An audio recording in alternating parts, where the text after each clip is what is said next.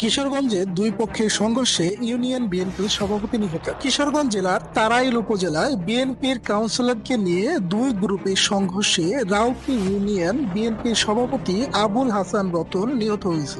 এই ঘটনায় আহত হয়েছে আরো 5 জন। গতকাল রোববার রাউতি ইউনিয়নে বানাইল বাজারে এই ঘটনা ঘটে। পুলিশ ও স্থানীয় সূত্রে জানা যায়, ইউনিয়ন বিএনপির কমিটি গঠন করার পর সাবেক সভাপতি এই কমিটি মেনে না নিলে দুই পক্ষের মধ্যে এক পর্যায়ে তর্ক শুরু হয়। এই ঘটনার জের ধরে আজ দুই পক্ষের লোকজন মুখোমুখি সংঘর্ষে লিপ্ত হয়। এতে প্রতিপক্ষের ছুরিয়াঘাতে গুরুতর আহত হন ইউনিয়ন বিএনপির সভাপতি আবুল হাসান রতন সহ 5 জন। আহতদের আশঙ্কাজনক অবস্থায় তাড়াইল উপজেলার স্বাস্থ্য কমপ্লেক্সে নেওয়া হলে কর্তব্যরত ডাক্তার রতনকে মৃত ঘোষণা করেন। তাড়াইল থানার ভারপ্রাপ্ত কর্মকর্তা ওসি সোহেল মিয়া ইনকিলাবকে বিষয়টি নিশ্চিত করে যান। এই ঘটনায় এলাকায় উত্তেজনা বিরাজ করেছে বলে পরিস্থিতি নিয়ন্ত্রণে অতিরিক্ত পুলিশ মোতায়েন করা হয়েছে।